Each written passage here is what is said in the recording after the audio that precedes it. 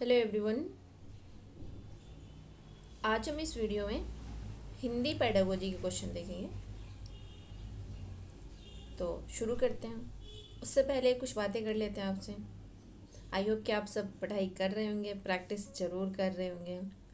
जो लोग ये सोचते हैं ना कि पेपर पास में आएगा तो पढ़ेंगे, उन्हीं के साथ प्रॉब्लम हो जाता है। प्रैक्टिस आपको पहले से ही रखना है। पेपर आने के टाइम तो थोड़ा और ज़्यादा बढ़ा लेना चाहिए, पर पहले से पढ़ते रहना है आपको। ये नहीं कि नोटिफिकेशन नहीं आया, नोटिफिकेशन आएगा उसके बाद ही पढ़ाई स्टार्ट करोगे आप। नहीं, आप नोटिफिकेशन क्या, जुलाई में तो पेपर ले ही लेगा आपका। आजकल में जब भी हो नोटिफिकेशन आ ही जाएगा, और ये तो पक्का है कि जुलाई में पेपर ले ही लेगा सीटेट का। तो आप सब पढ़ाई करें, मेहनत करें, थोड़ा प्रैक्टिस ज़रूर करें। और चलिए शुरू करते हैं। क्वेश्चन नंबर, हिंदी पेडागोजी तो लास्ट में होगा, एक सेकंड।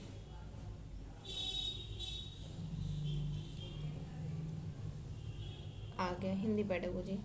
हम पेडागोजी सिर्फ देखेंगे, ये गद्यांश वाले क्वेश्चन हम नहीं करेंगे, वो पेपर के टाइम आपको करवा दिया जाएगा।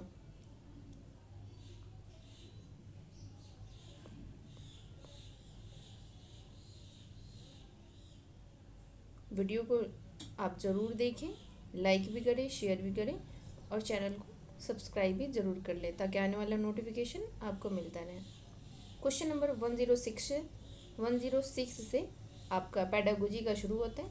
देखते हैं। फर्स्ट कह रहा है, क्वेश्चन नंबर 106 कह रहा है, किसी टॉपिक पर मानस मंथन करने के बाद भी एक बालिका ने अपने आप से अनुच्छेद नहीं लिख पा रही है, हालांकि वह वयस्क या सहपाठी के मार्गदर्शन में लिख लेती है। इस प्रकार के मार्गदर्शन को क्या कहेंगे?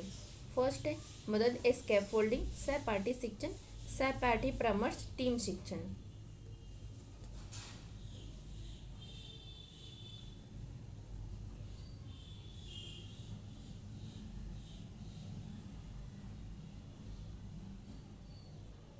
तो बताएं इसका सही आंसर क्या होगा।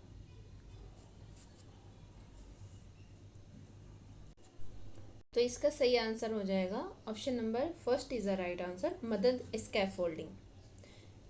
आप ये बताएं कि स्कैफोल्डिंग की बात कौन करता है? तो स्कैफोल्डिंग की बात ली वाइगोस्की करते हैं।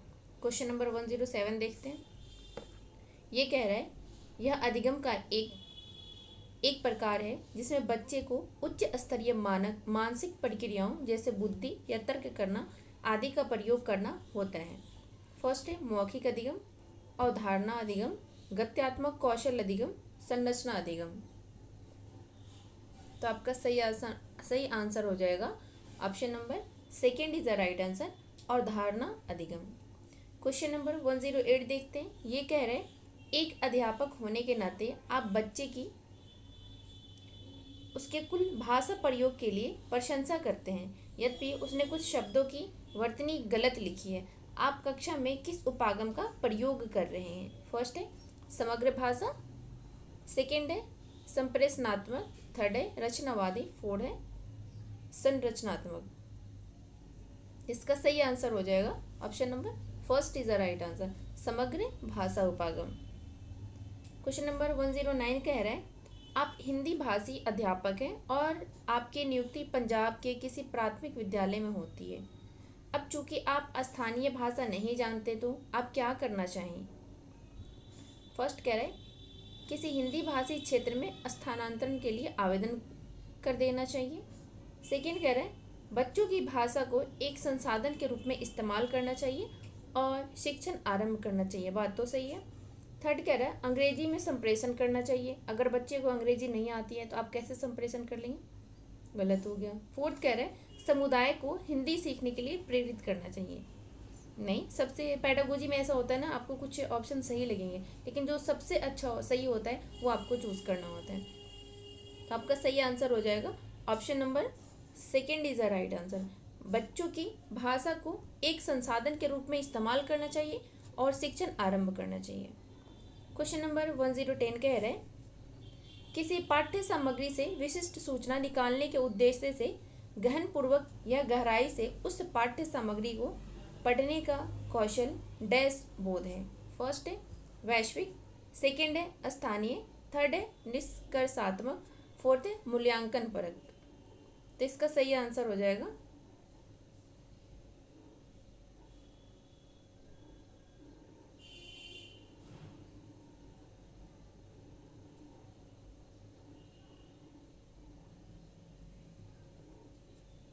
इसका सही आंसर हो जाएगा option number second is the right answer. Question number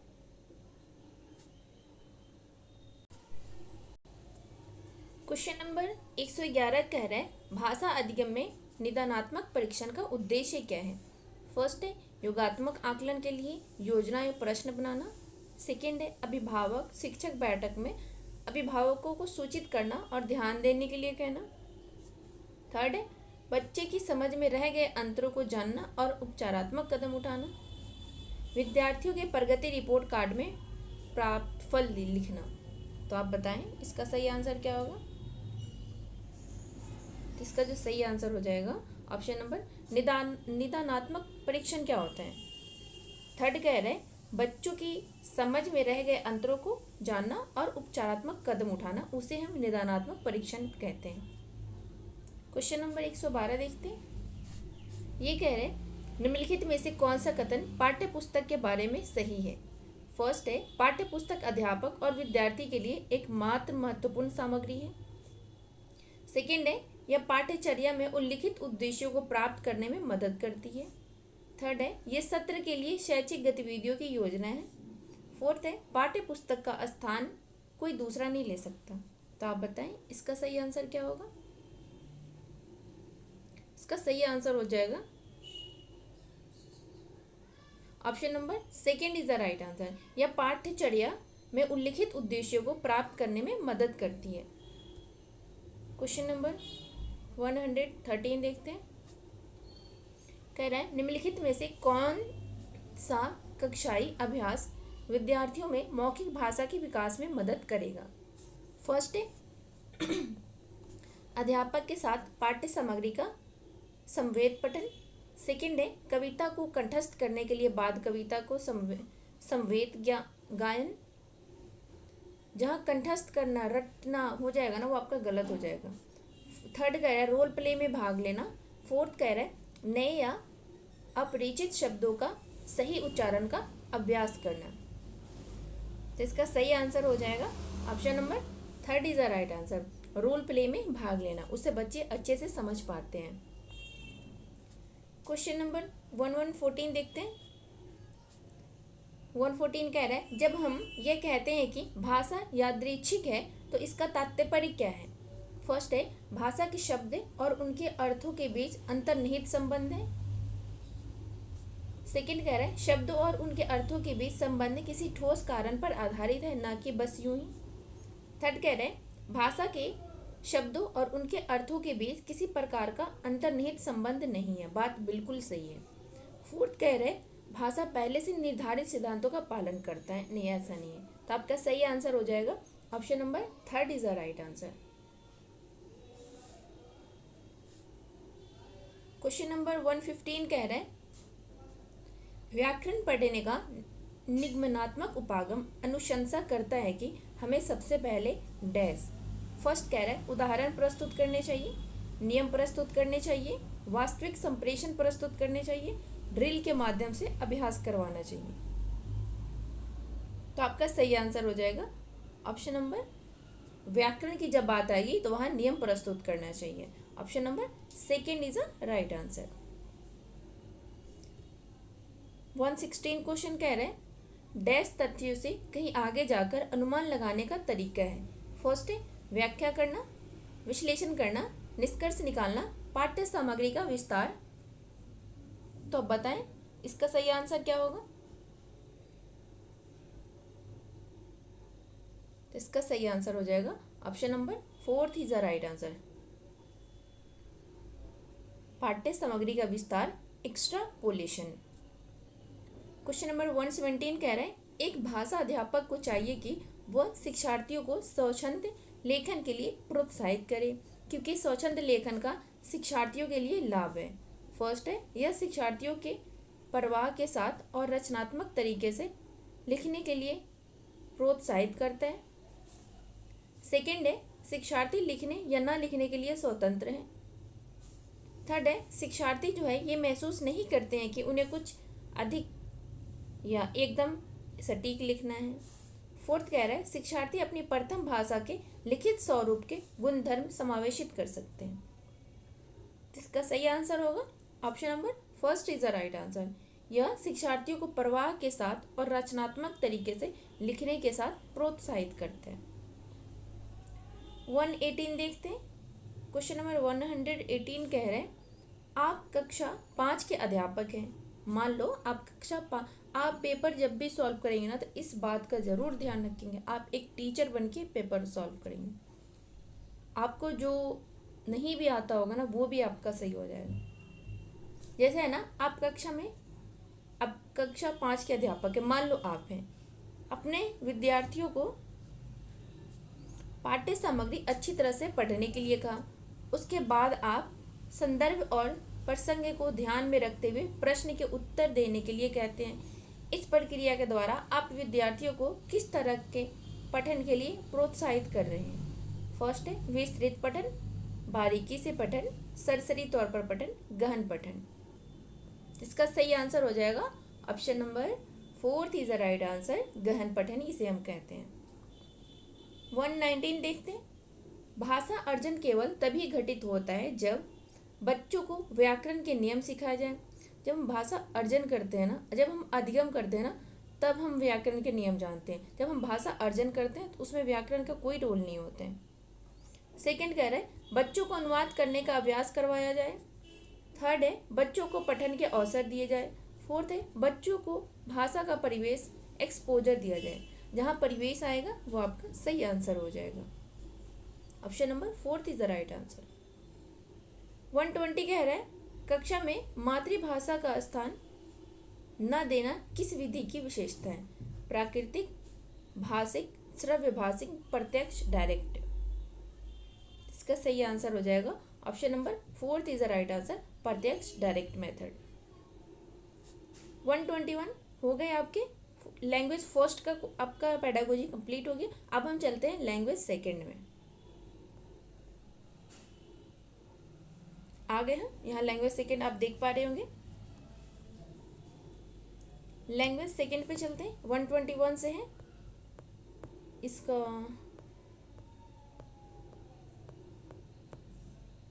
आपका आ गया। यहाँ से आपका पेडागोजी का क्वेश्चन शुरू होता है 136 से। ये कह रहे हैं भाषिक दक्षता शिक्षार्थियों को किस समर्थ बनाती है? आप ये नहीं कहेंगे कि आपको कुल लैंग्वेज फर्स्ट देना है, हिंदी है तो आप लैंग्वेज सेकंड का पेडागोजी नहीं कर सकते। सबका पेडागोजी सेम होता है। ये कह रहे हैं भाषिक दक्षता शिक्षार्थियों को किस समर्थ बनाती है? फर्स्ट है व्याकरणिक रूप से सही और गलत वाक्यों में अंतर करना। सेकंड है भले ही व्याकरणिक रूप से सही ना हो पर प्रवाह के साथ बोलने की दक्षता। थर्ड है यह जानने की दक्षता है कि कैसे और कहाँ भाषा का उचित प्रयोग करना है। फोर्थ है अधिक से अधिक अंग्रेजी का प्रयोग करना। तो आप बताएं 136 का सही आंसर क्या होगा? तो इसका सही आंसर हो जाएगा option number second is the right answer. भले ही व्याकरणिक रूप से सही ना हो पर प्रवाह के साथ बोलने की दक्षता। क्वेश्चन नंबर 137 देखते हैं। कह रहे हैं प्राथमिक स्तर पर एक अध्यापक अपने शिक्षार्थी को रंग करने और चित्रकारी करने के लिए प्रोत्साहित करती हैं। यह किस तरह से मददगार है? फर्स्ट है कक्षा में चुप्पी बनाए रखने में, सूक्ष्म गत्यात्मक कौशलों का विकास करने में, शिक्षार्थियों का मनोरंजन करने में, अध्यापक को अध्यापन से विश्राम देने में। तो इसका सही आंसर होगा option number second is the right answer, सूक्ष्म गत्यात्मक कौशल का विकास करने में। इसे हम फाइन मोटर स्किल कहते हैं। 138 देखते हैं। कह रहा है बच्चे भाषा प्रभावशाली तरीके से तब सीखते हैं जब डैश। फर्स्ट है उन्हें भाषा में निपुण अध्यापक मिले, उन्हें अच्छी पाठ्य पुस्तक मिले, उन्हें रोका जाए, उन्हें प्रोत्साहन मिले। इसका सही आंसर हो जाएगा option number fourth is the right answer, उन्हें प्रोत्साहन मिले। 139 देखते हैं। ये कह रहा है एक अध्यापक है अपनी कक्षा में समूह चर्चा और सहपाठियों में अंतःक्रियाओं को महत्व देती है। यह विद्यार्थियों की सही वर्तनी या उच्चारण में गलतियों पर बहुत अधिक ध्यान नहीं देती। यह कक्षा में किस उपागम का प्रयोग कर रही है? पारंपरिक, उदारवादी, संरचनात्मक, रचनावादी। तो इसका सही आंसर हो जाएगा option number 4 is the right answer, रचनावादी। 140 देखते हैं। ये कह रहे हैं अपने महसूस किया कि पाठ्य में प्रयुक्त भाषा आपके शिक्षार्थियों के लिए बहुत ही कठिन है। आप भाषा के कुछ सरल करते हैं और अपने शिक्षार्थियों की आवश्यकता अनुसार विषय वस्तु में भी कुछ परिवर्तन करते हैं। आपका यह कृत्य क्या कहलाएगा? अंगीकार करना, अनुकूलन करना, मूल्यांकन करना और समीक्षा करना। तो इसका सही आंसर हो जाएगा ऑप्शन नंबर 2, अनुकूलन करना। 141 देखते हैं। आज राजू विद्यालय जा रहा है इसलिए वह बहुत खुश है। अपने परिवार का पहला व्यक्ति है जो विद्यालय जा रहा है। उसके परिवार में इससे पहले कोई भी नहीं, यहाँ तक कि उसके अभिभावक कभी विद्यालय नहीं गए। राजू को किस शिक्षार्थियों के रूप में जानेंगे? प्रथम पीढ़ी, तृतीय पीढ़ी, हास्यकृत, अल्पसंख्यक। तो सही आंसर होगा option number 1 is the right answer, प्रथम पीढ़ी के बालक। 142 देखते।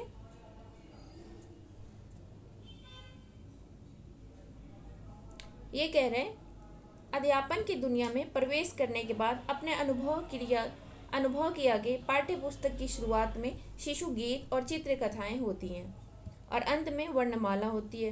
भाषा शिक्षण शास्त्र में इस प्रकार की व्यवस्था किस उपागम के अंतर्गत आएगी? फर्स्ट है बॉटम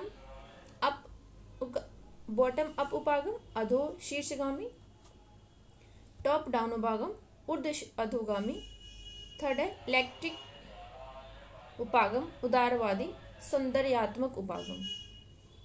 तो इसका सही आंसर हो जाएगा option number 2 is the right answer, top down उपागम, ऊर्ध्व अधोगामी। 143 कह रहे हैं 143 कह रहे हैं जब भाषा स्वाभाविक रूप से सीखी जाती है बिना किसी व्यवस्थित अभ्यास के तब इसे क्या कहा जाता है? फर्स्ट है विद्याता, अर्जन, स्वीकृति, अधिगम। जब भाषा स्वाभाविक रूप से सीखी जाती है उसे हम क्या कहते हैं? उसे हम अर्जन कहते हैं। जो हमारा मदर टंग होता है, जो हम सुन सुन के बोलना सीख लेते हैं उसे हम अर्जन कहते हैं, और जो हम स्कूल में जाकर सीखते हैं उसे हम अधिगम कहते हैं। तो आपसे अर्जन के बारे में पूछ रहे हैं। भाषा स्वाभाविक रूप से सीखी जाती है तो वो हो जाएगा option number 2 is the right answer, अर्जन। 144 देखते हैं। निम्नलिखित में से किसका एक महत्वपूर्ण गुणधर्म है जिसमें शिक्षार्थी जोड़ों या समूह में एक साथ मिलकर समस्या समाधान पर कार्य करते हैं? फर्स्ट है संप्रेषणात्मक भाषा शिक्षण, व्यवहारवादी उपागम, संरचनात्मक उपागम, समग्र भाषा उपागम। तो इसका सही आंसर होगा ऑप्शन नंबर, बताएं कौन सा सही होगा? First is the right answer, संप्रेषणात्मक भाषा शिक्षण। 145 देखते हैं। ये कह रहे हैं प्रदूषण टॉपिक पर पाठ्य योजना तैयार करते समय आपका पहला चरण क्या होगा? फर्स्ट है प्रस्तावना संबंधी प्रश्न तैयार करना। अगर आप डीएलएड बीएड किए होंगे तो आपसे लेसन प्लान जरूर बनाए होंगे, आपको पता ही होगा। सेकंड कह रहा है टॉपिक को बार बार पढ़ना, शिक्षण सामग्री का चयन करना, उद्देश्य बनाना। तो इसका सही आंसर हो जाएगा option number 4 is the right answer, उद्देश्य बनाना। 146 कह रहे हैं एक अध्यापक ने अपने शिक्षार्थी को जल पर एक अनुच्छेद लिखने के लिए कहा। जो शिक्षार्थी ने विज्ञान और सामाजिक विज्ञान की समीक्षा में जो पढ़ा था उसके आधार पर आपस में चर्चा आरंभ की और उसके बाद अनुच्छेद लिखना शुरू किया। यह किस तरह का उदाहरण है? फर्स्ट है प्रयोग में भाषा, विज्ञान की भाषा समूचे पाठ्यक्रम में संप्रेषणात्मक उपागम। तो सही आंसर होगा option number third is the right answer, भाषा समूचे पाठ्यक्रम में। ठीक है, 147 देखते हैं।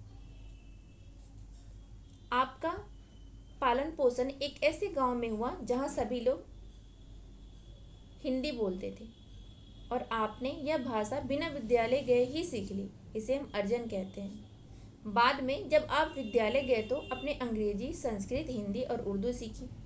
अब आप अंग्रेजी भाषा परवाह के साथ बोलते हैं। अब आपकी प्रथम भाषा कौन सी है?